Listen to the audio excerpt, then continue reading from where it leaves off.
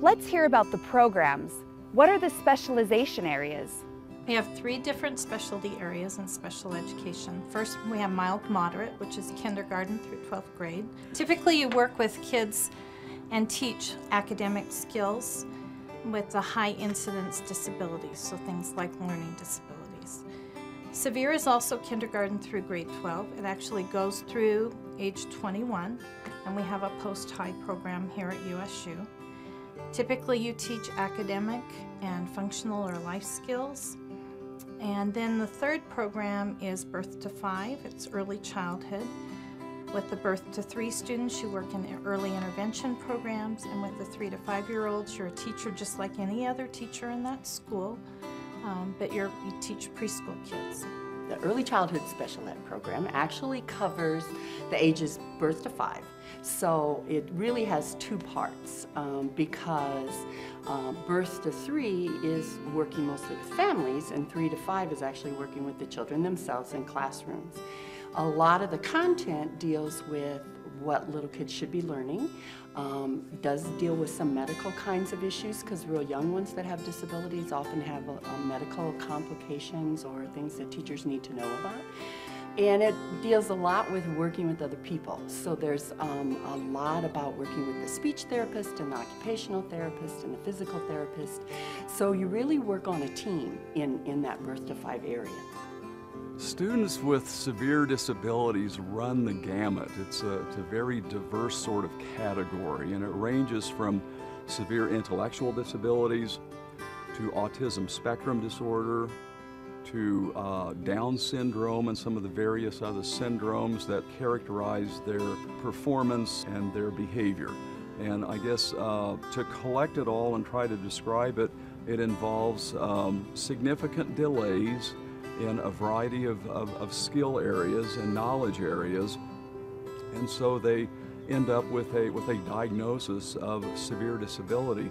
The interesting thing about kids with severe disabilities is that once you get beyond the diagnosis, these are kids who are capable of learning. Schools across the country are desperate for people to help them support kids who are falling a little bit behind. Mild moderate teachers out of USU are trained to deliver evidence-based instruction to kids across the span. They work in the general education classroom as well as the special education classroom. They work on reading, math, science, anything where kids are falling behind. So mild moderate teachers for that reason are incredibly important, and we are proud to produce some of the best in the country. To what extent does the program prepare teachers to work with children from other cultures and other languages? Well, the faculty at Utah State University in the Special Education Department is really dedicated to infusing cultural and linguistic diversity throughout its undergraduate coursework. So we've begun to look at all of our different courses to make sure that our graduates are well prepared to work with young children from other language groups and cultural backgrounds. So an important issue in special education is telling the difference between with bilingual learners, whether it's just a difference because of their bilingual acquisition or learning English as a second language, or whether it's a need for special education. So in our program, we're going to focus on helping students to understand bilingual development, understanding children who are learning English as a second language, and helping them sort out their need for special education. To what extent are special education majors in classrooms working with children?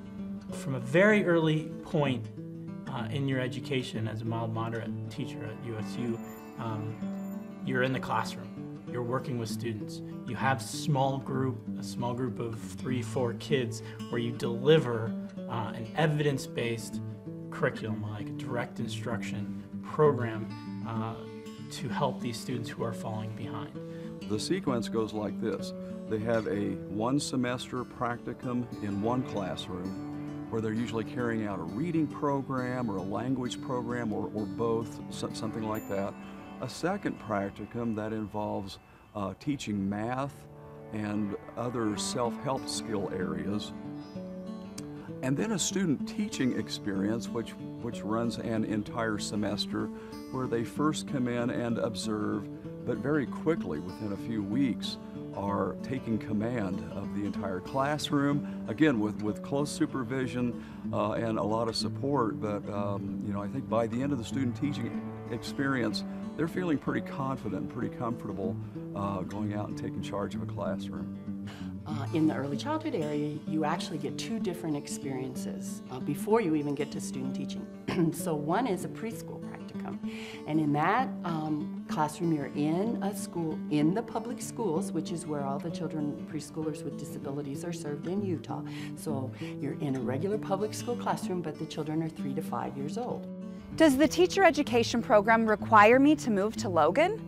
No, as a matter of fact, the mild moderate distance program is designed for people who are otherwise qualified to be in our teacher training program, but for a variety of reasons aren't able to move to Logan and do the traditional campus-based program.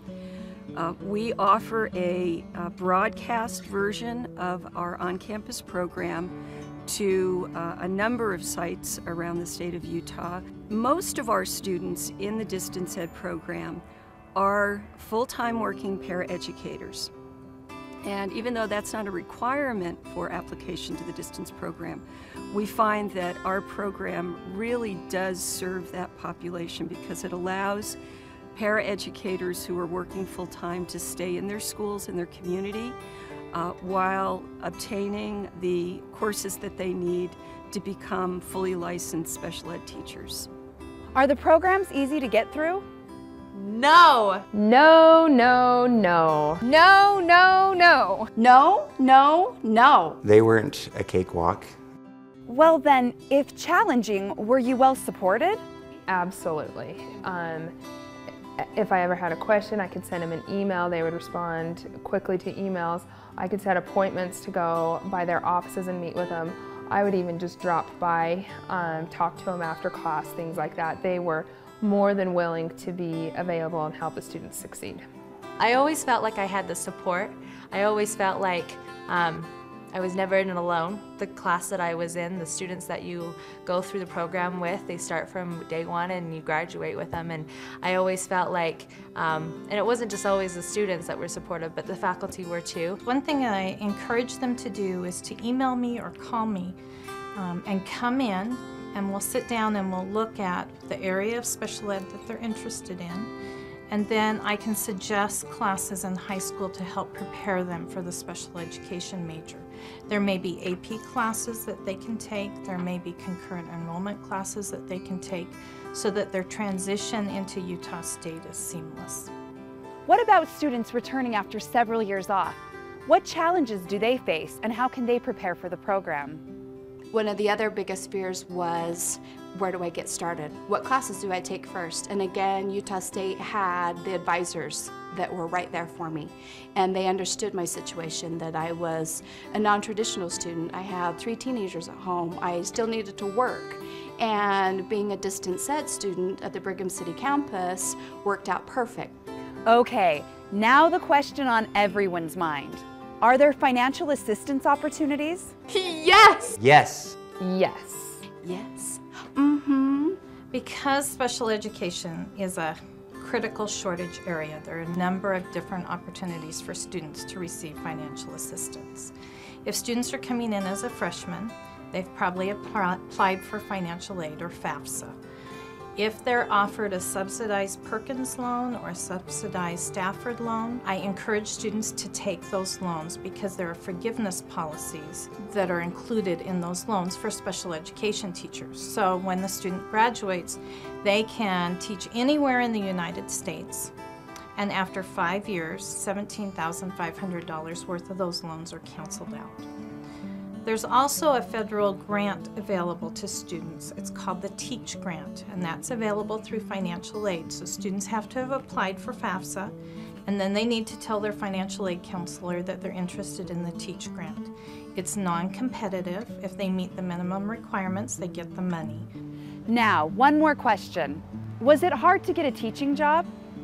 Employment is virtually guaranteed. Guaranteed. Guaranteed. Schools want you. That's right, you. You! It's not hard getting a job. I finished student teaching on a Friday and started teaching on Monday. So I had 2 days between finishing student teaching and having a job. And there's always availability and jobs open for special ed teachers. When you come with a degree from Utah State and their special ed program, you can pretty much write your own ticket.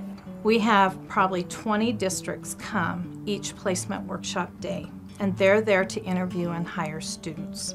Typically, I have more district people there wanting to hire students than I have students wanting to be hired. Students will leave that day with 1 or 2 job offers. Okay, so we've covered the value of the program to school districts in the state office. We've heard from former and current students who seem to support the program. We've received a description of programs and financial assistance, and employment is virtually guaranteed. So, let's take a closer look. Classes are relatively small, ranging from 15 to 40 students. Students receive an orientation at the beginning of the program. Very soon after university classes start, they begin working in classrooms with students who have special needs. This experience is called a practicum. A teacher and a university supervisor help teach skills and answer questions. In most university classes, assignments are carried out by performing specific activities in practicum, so there is a close connection between learning principles and applying skills in the classroom. Some classroom learning opportunities are right on campus. For example, the Assert Preschool teaches interested students how to deliver instruction in systematic and effective ways. One really unique feature about the special ed program at Utah State University is the opportunity that undergraduate students have to become actively involved in the teaching profession right from the get-go. One of those opportunities is in my preschool, the Assert Autism program. Assert stands for Autism Support Services, Education, Research, and Training. We provide intensive behavioral interventions to young children with autism between the ages of 3 and 5 years old. All of our employees are students. The teachers who work directly with individuals with autism are undergraduate students that can start, even at the beginning of their freshman year, working directly with these kids. In their experience at Assert, these students gain valuable teaching experience. They'll know right away if this is the profession for them, because they get to interact directly with the kids, teaching them skills like self-help skills, learning skills, math skills, anything they need to know, really. Also, Project Peer offers opportunities for interested majors to work with post-high school students ages 18 through 21. We help them with life skills and with vocational skills and social skills. The peer mentoring program that we have in our classroom has a mentor that's hired through one of the school districts and paid to work with my students on developing social skills so that they can look appropriate and interact correctly within the university and the community in general so that they can become successful. The Utah Assistive Technology Lab creates and repairs assistive technology devices for people with motor impairments. The lab is a learning facility for students who are going to go into special education. They come over here in a class and they will do lots of little projects. They'll do some cardboard projects and some PVC projects. They get to learn to run power tools, and we have a lot of fun in here. It's a great resource. It's a great learning experience for them so that they're the best of the best when they leave Utah State. There are several other programs on campus and near extension sites where our students can get involved. Many of them provide opportunities for students to participate in research. For undergraduates, this provides valuable glimpses into the methods of gathering data and developing evidence-based practice. In other words, students can get involved in the research on which special education was founded. Why USU? Because it's a high-quality program with a state and national reputation. Classes can be taken at several sites across Utah. Financial opportunities are abundant. Student support is emphasized. Research and service opportunities are plentiful. Not convinced? Let's hear from Kirk Allen, former Director of Special Education Services at Logan School District. I felt lots of times I didn't care to waste my time interviewing candidates from other universities, because if I had somebody from Utah State University, I mean, that may sound a little overkill, but from my experience, I knew that would be an interview time well spent. You've heard from several people who are special educators. By the way, I'm a special educator. I graduated from Utah State in the mild-moderate program, and I'm a teacher now. So again, why special education at Utah State University? Because you can truly shape lives. So be a special educator. Shape lives. Shape lives. Shape lives. Be a special educator at Utah State University.